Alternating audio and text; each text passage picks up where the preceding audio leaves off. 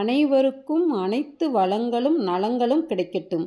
Teachers இன்றைக்கி என்ன பார்க்க போகிறோம் அப்படின்னா, களஞ்சி ஆப்பில் வந்து 1/1/2025 முதல் அனைத்து வகை ஆசிரியர்களும் சிஎல், ஆர்எல், இஎல், எம்எல் போன்ற விடுப்புகளை களஞ்சியம் செயலி வழியாக விண்ணப்பிக்க வேண்டும் அப்படின்னு சொல்லியிருக்காங்க. இது போக வந்து 16 கைண்ட்ஸ் ஆஃப் லீவ் வந்து இருக்குது. அதையும் நம்ம வீடியோவில் வந்து நான் வந்து கொடுத்துருக்கேன். அது ஸ்டெப் பை ஸ்டெப்பாக அது வந்து இருக்கும். அதை நீங்கள் போய் நல்லா படித்து பார்த்து தெரிஞ்சுக்கோங்க.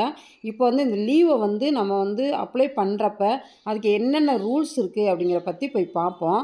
அதுக்கு எப்பயும் போல் நீங்கள் வந்து களஞ்சி ஆப்பை வந்து ஓப்பன் பண்ணிக்கோங்க. இந்த மாதிரி பேஜ் வந்து ஓப்பன் ஆகிருக்கும். அதுக்குரிய பாஸ்வேர்டு கொடுத்துட்டு என்ட்ரி ஆகிடலாம். அதுக்கு முன்னாடி வந்து ஒரு இன்ஸ்ட்ரக்ஷன்ஸ் வந்து சொல்கிறேன். அதை ஃபாலோ பண்ணோம்னா கரெக்டாக நம்ம லீவ் வந்து எப்படி அப்ளை பண்ணலாம் அப்படிங்கிற பற்றி நம்ம வந்து தெரிஞ்சுக்கலாம். வீடியோவை ஸ்கிப் பண்ணாமல் கடைசி வரைக்கும் பாருங்கள். 1/1/2025 முதல் அனைத்து வகை ஆசிரியர்களும் சிஎல், ஆர்எல், இஎல், எம்எல் போன்ற விடுப்புகளை களஞ்சியம் கைபேசி செயலி வழியாக மட்டும் விண்ணப்பிக்க வேண்டும் கொடுத்துருக்காங்க.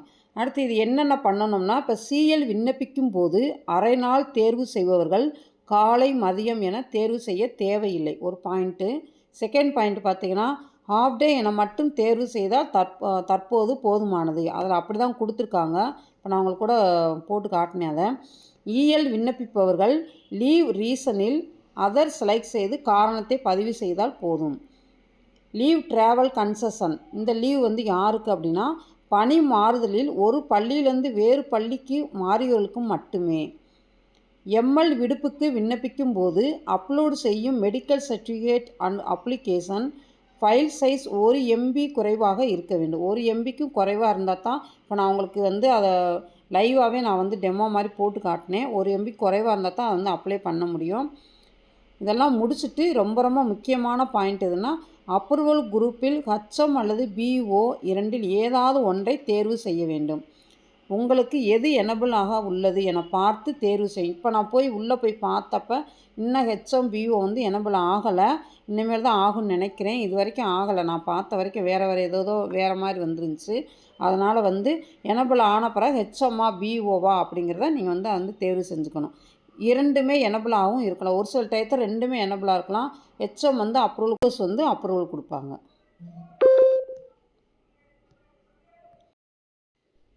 இப்போ நெக்ஸ்ட்டு ஸ்டெப்பு இஎல் எப்படி கொடுக்கலாம் அப்படின்னு பார்க்கலாம். இப்போ லீவ் டைப்பில் போய்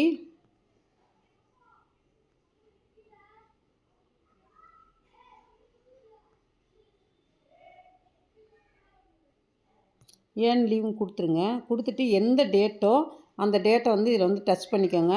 அதே மாதிரி இந்த ரீசன் வந்து நீங்கள் என்ன செய்யணும் அப்படின்னா, கண்டிப்பாக அந்த இடத்துல வந்து அதர்ஸில் போய் அந்த ரீசன் கொடுக்கணும். நம்ம வந்து ஏற்கனவே ரீசன் இருக்கும்.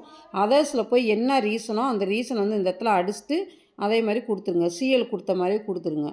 அடுத்த நெக்ஸ்ட்டு ஸ்டெப் வந்து எம்எல் எப்படி கொடுக்கலான்னு சொல்லி பார்ப்போம். ஆர்எலுக்கு இதே மாதிரி நீங்கள் வந்து கொடுக்கணும்.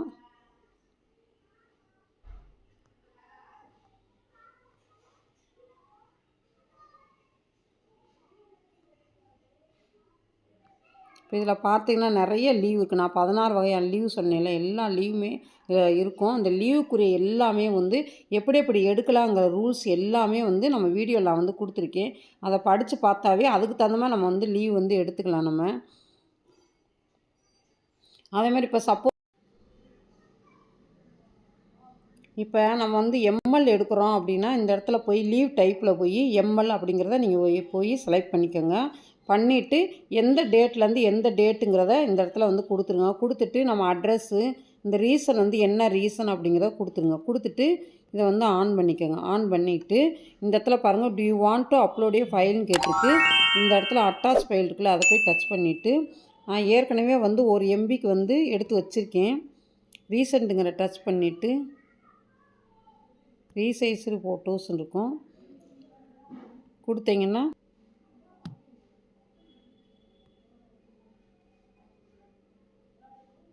இப்போ பாருங்கள், இந்த இடத்துல பாருங்கள் ஃபைல் வந்து அப்லோட் ஆகிடுச்சு. அது கீழே பார்த்தீங்கன்னா இந்த இமேஜ்னு சொல்லி கொடுத்துருக்காங்களா, இதான் இந்த மாதிரி தான் அந்த ஃபைல் வந்து அப்லோட் ஆகிரும். ஆன உடனே நீங்கள் வந்து என்ன செய்யணும், இந்த இடத்துல அப்லோடுன்னு கொடுத்துருங்க. அட்டாச் ஃபைலில் போய் டச் பண்ணோன்னே இந்த மாதிரி இமேஜ் அப்படின்னு சொல்லி போட்டு வந்த பிறகு நீங்கள் வந்து அப்லோடுன்னு கொடுத்துட்டீங்கன்னா அது வந்து அப்லோட் ஆகிரும். அவ்வளோதான். அதுக்கப்புறம் நம்ம வந்து எப்பயும் நம்ம ஸ்கூலுக்கு வந்து கொடுத்து விடுவோம்ல, அதை எப்பயும் மெடிக்கல் சர்டிஃபிகேட்டு நம்ம அதை எல்லாத்தையும் வச்சு இது வந்து கொடுத்து விடணும். இந்த